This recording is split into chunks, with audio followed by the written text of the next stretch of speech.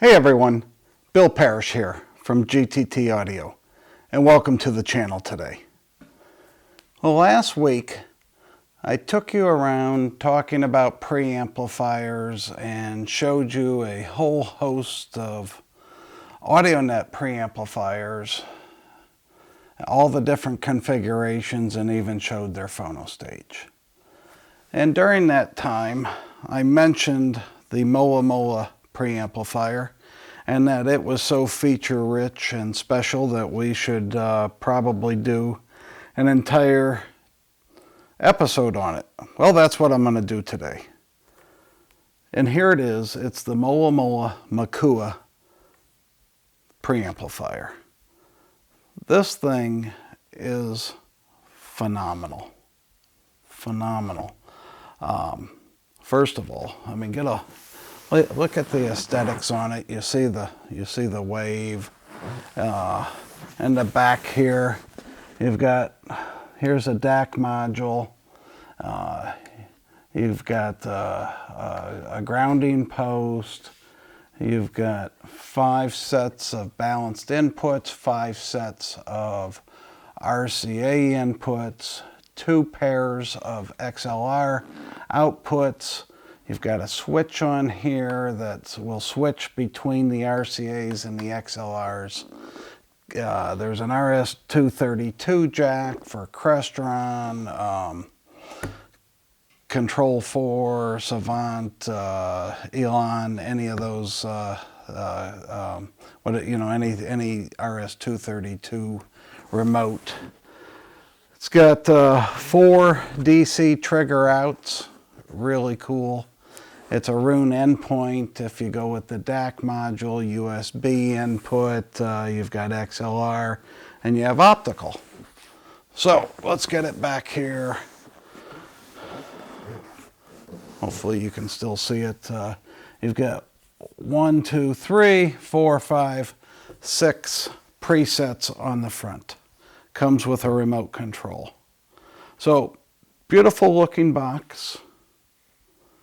Beautiful preamplifier, phenomenal specs. Like I was talking about last week, you want your output impedance below 100 ohms for sure. They're they're not at 22 ohms like AudioNet, but they are at 44 ohms, which will still drive a mile of cable. Will drive any cable in the world. So more than enough. Bandwidth out to 200K, so from DC to 200K. This thing it's 3 units in one. It is a world-class line stage, completely transparent, true to the source. What comes in goes out. Untouched. That's Mola Mola's entire philosophy. They don't want to touch the signal. It's what they've strived for, and I believe in all their electronics they've achieved it. Let's talk about Mola Mola for a second. When I say all their components, amplifiers, DAC, preamplifier. You know, the Bruno Putzis, who founded Mola Mola with Jan Peter and developed the Encore DACs, and that's what. So that was the first product that Mola Mola came out with was the Encore DAC, or the not Encore DAC, Encore amplifier. I'm sorry. Which was an improvement on the UCD modules, or UCD amplifier technology that he developed when he was at Philips. So everyone, when Mola Mola first launched, thought of amplifier, Class D amplifier. And you know, now I think, at least as far as Mola Mola is concerned, we're not pigeonholed into the Class D anymore. Just listen to it. It sounds like a great amplifier. Who cares about the technology? Not that Class D is bad, but It's like the press and the audiophiles at the beginning wanted to give Class D a bad name, called it chip amplifiers, which apparently, well, not apparently, there are amplifiers out there driven by chips. Not Mola Mola. Mola Mola amps have never they're real amplifiers, real technology, and it's not a chip amp. It's not a digital amp. There's nowhere in a Mola Mola amp can you measure any sort of any digital. Well, I don't want to get sidetracked and talk. This is supposed to be about a preamplifier, but in any case, the amplifiers were hugely popular. Now the hottest digital piece on the market today is the Mola Mola Tambaqui. And out of the three items, the Makua, I don't think has really gotten its due, and it should. I mean, it's, I guess the other two pieces are just so groundbreaking, but I'm going to try to show you why, or at least explain to you why this is as well, especially if you want a compact lifestyle, beautifully aesthetic preamplifier that can really perform with the big boys. So it's a line stage, and as I said, what goes in comes out. You've got this great, it's purely analog. You've got this great resistor network behind the volume control. You can actually hear it click when you turn it. Very, very, very good volume control. You know, some volume controls make things sound terrible. This doesn't. Then we've got, so that's the bass unit. That is just a pure analog bass unit, what I just described there. Then you can turn around and get the DAC module, or as some people like to call it, the DAC card. But I like to take it a step further and say put a Tambaqui in the box, because that's what you're doing. You are literally taking the same boards, the same boards that are in the Mola Mola Tambaqui, this world-class DAC that everyone's going nuts over, and you're putting that into this unit. And by doing that, you save about $5,000. Plus, you're not buying the power cord for the Tambaqui, and you're not buying the set of interconnects. And depending on what level you're doing at that, I mean, you could have just saved yourself 20 grand by putting it inside. It is exactly the same. I've taken, I wanted to test this, and the best way to test this is to use another preamplifier. And I took the volume control up to 0 dB, and you can tell this on the app, you get a readout. So it's 0 dB, and that's unity gain. That is no resistance, just straight in, straight out. Took the Tambaqui and took that to direct, which is the same thing.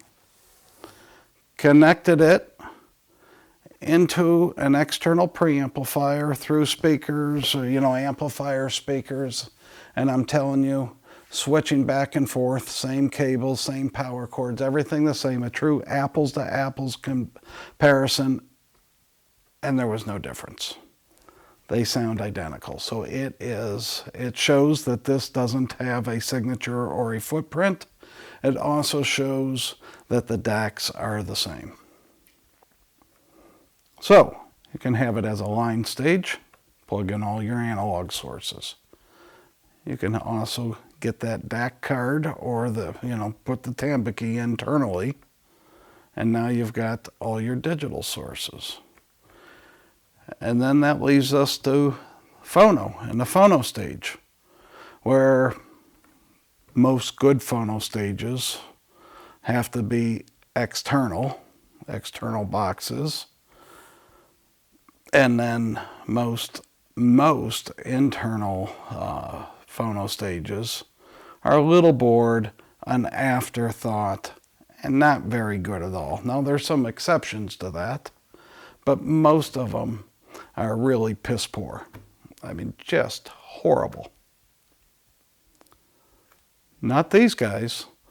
These guys have taken truly an archival grade phono stage and put it in here. And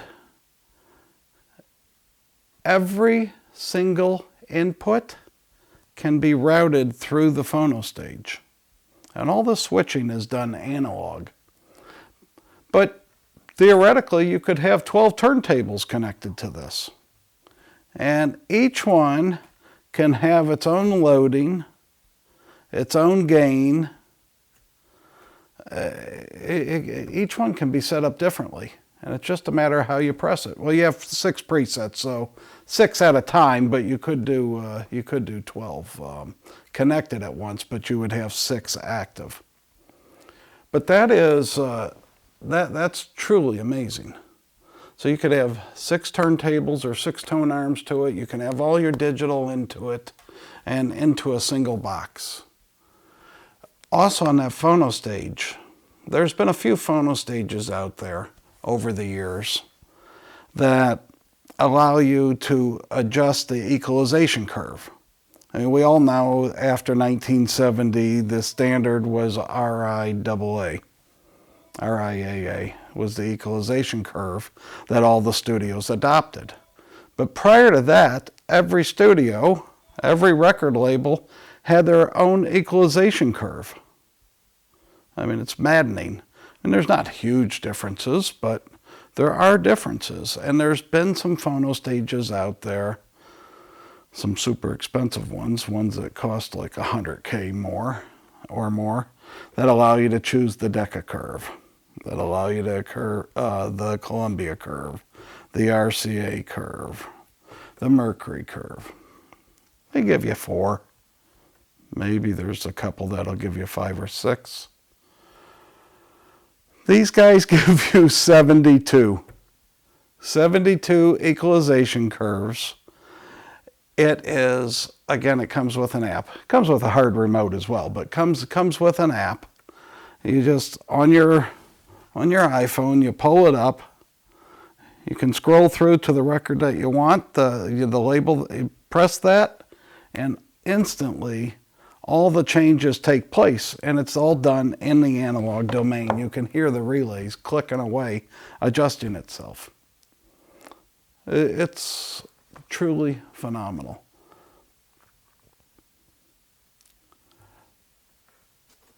I think this is a very special unit.